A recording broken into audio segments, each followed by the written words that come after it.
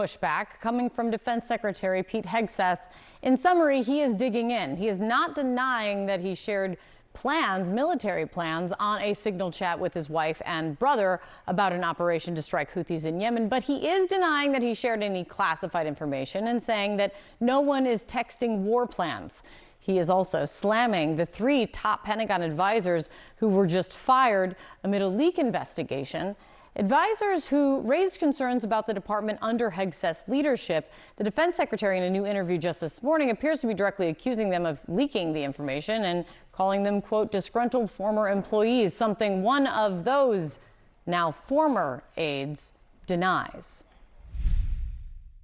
Did you leak classified information against the wishes of your superiors to media outlets? Absolutely not. Did you photograph classified material and then text pictures of that material to an NBC News reporter? Absolutely not. And now we are here today. CNN's Natasha Bertrand has the very latest, and Hegseth is now speaking out in probably like the fullest comments yet regarding this second signal scandal. Tell us more of what he's saying. Kate, he remains extremely defiant, and he is doubling down on the idea that these 3 officials, 2 of whom have been his longtime advisors and friends, were actually leakers, and that in the process of an investigation that has been carried out over the last several weeks inside the Pentagon, it was determined that these individuals were leaking classified or sensitive information. Now, Dan Caldwell, who you just saw in that clip, in the broader interview, he said that none of them had even been polygraphed, and that until the very last day, just hours before they were actually escorted out of the building, they had access still to very sensitive classified information, which raises questions about the kind of probe that was being conducted across the department. Why would these individuals, if they were suspected of leaking classified information and then escorted out of the building, still be able to access that very classified information until just moments before they were ousted? Now, here's a little bit of what Hegseth told Fox, explaining his feeling that these actors are essentially trying to undermine him.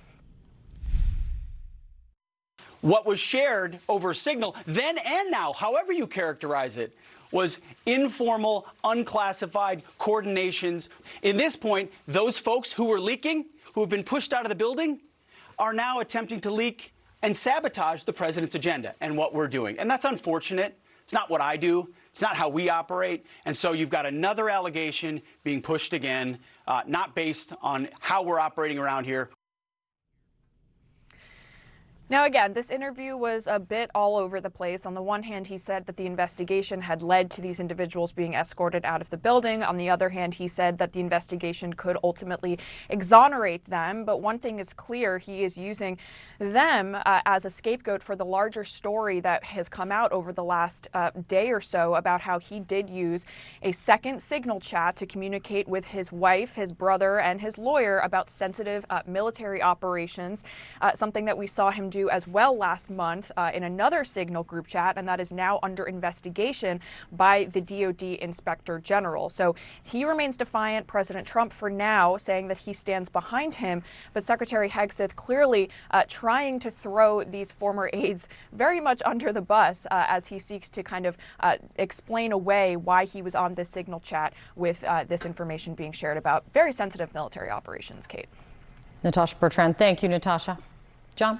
Mark Preston, CNN senior political analyst, joins us now from Washington. Don Bacon, maybe a viewer of Succession, suggesting that the defense secretary is not a serious person, Mark. Well, I'll tell you what, as you talk about maybe the dam cracking right now, we could be seeing it right now. Don Bacon coming out, the first person really to come out and be critical of Pete Hegseth. But again, it's only 8:03 in the morning on Monday. He's safe right now.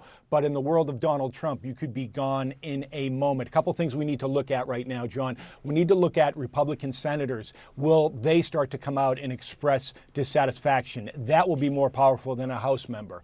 Also, will we see more prominent Republican voices come out and say enough is enough, this is derailing the president's agenda? And really the third thing is, will another shoe drop? And there are folks within the White House that believe that another shoe will drop. When you see smoke, there is certainly fire. So we're waiting for all those things to happen right now. But I will say this, John, he is very lucky that Congress is not in session this week, because the questions he would be facing from reporters right now, and the senators facing questions from reporters, would be nonstop. And I think we would be in a different situation than we are at this moment. Just want to give reviewers an update on something you just reported. Sources are telling me it is now Tuesday, just so people are aware of that. It has moved to Tuesday, we can now report. But to your point. Happy Easter Monday. It is early, and Hegseth will be speaking shortly, so we will hear more, and that could mean even more fallout. Then there's the issue, Mark, of if not Hegseth, who would run the Pentagon? During his whole confirmation battle, the name of Governor Ron DeSantis from Florida was floated. Not so sure that would happen now.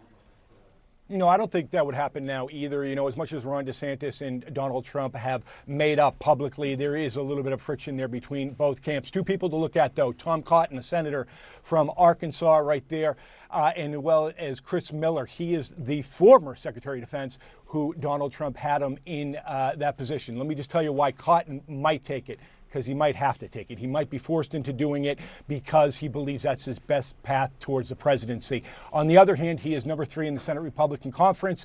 He's in a very good position. He may think that his better shot at running for president is from the U.S. Senate. Now, the other side is Chris Miller, is somebody who was very loyal to President Trump, and then during the investigation of January 6th was critical of Donald Trump. He has since come out and then said that he takes back his criticism of Donald Trump. And Donald Trump has actually mentioned Miller as a possible defense secretary. He did that about 17 months ago, so Miller might be at the top of the list. Well, maybe watching this very closely very soon. We'll see. Mark Preston, great to see you this morning. Thank you very much. Kate? Who else is it going to be? I mean, come on, buddy. Joining us. He's like, is there another? I didn't know if I had more. Else. I was standing by to see if I had some other big news to report. Door there, 'cause you number never know. 3. You never know. I might have something more I'm going to tell you in a little bit. We'll call her Stand by. Schmate Schmoldwin. Okay, joining us right now, CNN political commentators Karen Finney and Scott Jennings. Would you guys like to commentate on our ability to run a show today? Let's start there. But let's actually move to this. Okay, Scott, Don Bacon. He is a serious person, and other things that he told Politico are this. If it is true that he had another signal chat with his family about missions against the Houthis, it's totally unacceptable. And he also told Axios, if a Democrat did this, we'd be demanding a scalp. I don't like hypocrisy. We should be Americans first when it comes to security. At what point do you think that the White House would start listening to Don Bacon? Listening to Don Bacon on this? Probably not terribly soon. I mean, no offense to Mr. Bacon. I like him a lot. Yeah. And I'm glad he's in the Congress. I talked to some people over at the White House yesterday. My sense is they think this is a tempest in a teapot. This new signal chat came at the same time as the other one. My sense is they think they've corrected this. And look, it's just not in their DNA to give in on things like this. And they spent an enormous amount of political capital to get him confirmed in the first place. We haven't even been in office for 100 days yet. So I just think it's not really in the Trump DNA to give in to what they would see as Democrat media-created non-controversy. Not media created, though. I mean, we can say that definitively not media created. If one wasn't talking, that's how they see it. That's how they see it. Thank you for that correction. Okay, Karen, how do you see it? I agree with Mr. Bacon that if it was a Democrat, they would be calling for a scalp. And how many times did you and I talk about Hillary's emails, Kate? I mean, my goodness. Look, what I think is, here's the problem that I think the White House is facing. It's not just the signal gate. It's also these reports that he takes his wife into meetings where she really has no business being, particularly if classified information is being discussed. These seem to be high-level conversations. Then this sort of rumblings that that the DOD is in something of disarray. If that's true, those rumors will continue to trickle out, and that's where it becomes a problem. Last week, I mean, look, Democrats are going to keep pressing the issue. Probably some Republicans will as well.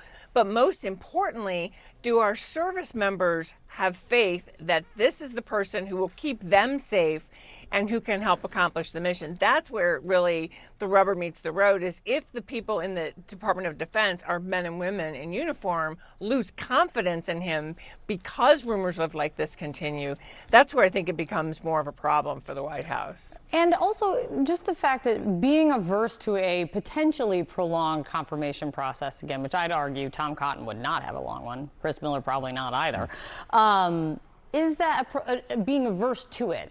Is that reason enough to keep someone in a job if they determine he shouldn't be there? Well, it's a reason, but there's other reasons. And just to counter Karen's points, Donald Trump, the president, the commander-in-chief, may believe that Pete Hegseth, who he likes very much, is doing a good job. After all, the first major military operation of his presidency, our attacks on the Houthi rebels, seems to be going quite well, being executed with precision. And so I just think that when they get into these moments where you have Democrats going crazy against one of his people that he likes very much, their instinct is to dig in and fight the opposition party on these things.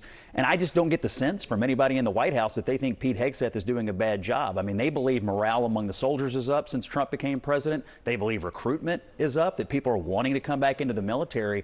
So they're looking at other metrics, too, by which you would judge, is this person doing a good job? And I think they believe that he is.